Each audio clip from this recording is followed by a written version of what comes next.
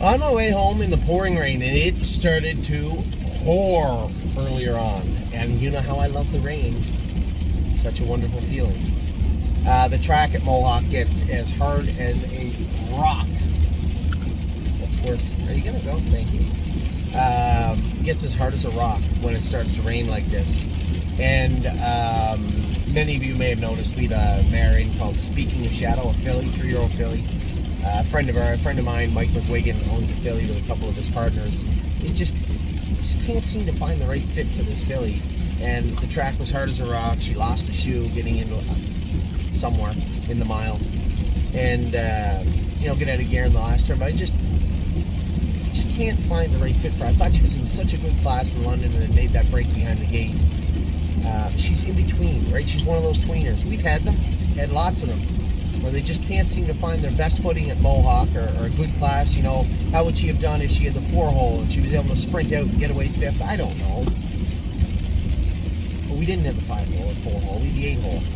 At long odds, with a bunch of horses inside you in the rain and the mud. I tried to put her in a spot where you maybe pick up a check and then Sylvain come out, stalled cover, and just the way it is. So I felt bad for Mike and the McDonald partners and his, and hope she can do some good in the future. And then come out with Resolute Bay. As I said, the track was hard. He was stinging tonight. He wasn't pacey, but he was stinging tonight. Going up to the gate, he kind of wandered to the right like he was going to roll off stride, right? And horses will do that sometimes. Smart horses, and he's a smart bugger. Horses that are like, just a little hard, a little hard out here. And he went out of there. I wanted to make sure he didn't make a break, so I didn't want to get him right up in a position where he had to double him, and he may roll off. I got away. It worked out well because I saw Sylvain kind of half leaving, so I made sure there's a nice big hole there for him, because that's the horse I wanted to follow, right? Explosion. I wheeled out onto his back, and after the race, I'm like, geez, little bugger was sorry. He was really stalled in the last turn, but he's done that before, right? He doesn't trot the last turn in the 2-wide path exceptionally well. That's kind of been his MO his whole life, and I could give you a bunch of reasons, but he's never told me. I don't know why he doesn't do it. Got beat for 3rd by, a couple of cool customers, some tough horses in there. I was tempted to send Harry a note and say, we got to get him out of there.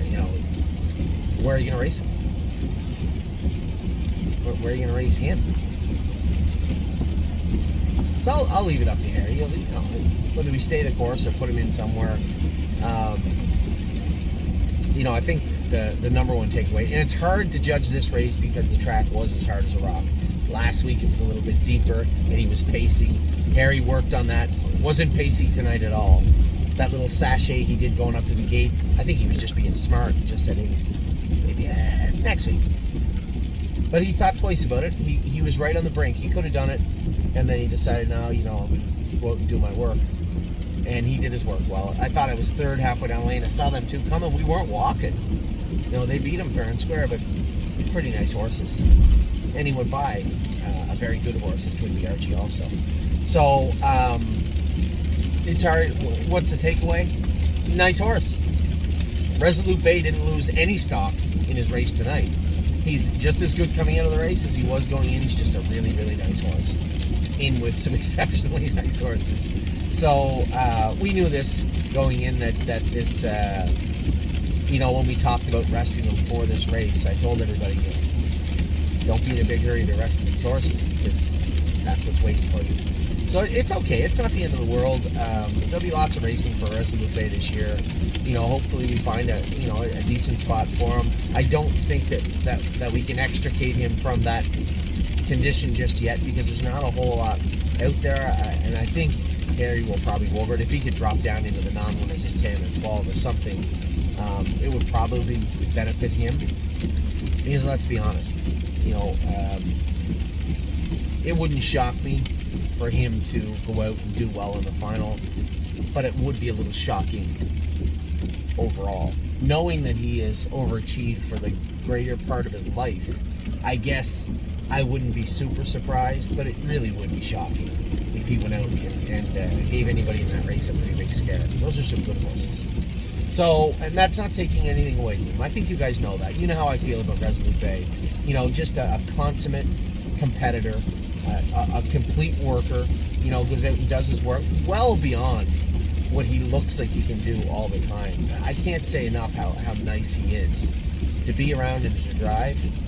But if we could slide him in somewhere a little softer, it might benefit us. So we'll see. I haven't really looked at the program, and I'm sure Harry's having the exact same thoughts that I am. If we can get him in somewhere different, maybe, as I said, I don't know how much money he's got made, and there's no point in sending me a message. By the time you see this video, I'll already have investigated it, and like we sent Harry a message. But I don't think he can drop down very soft just yet. But we'll see.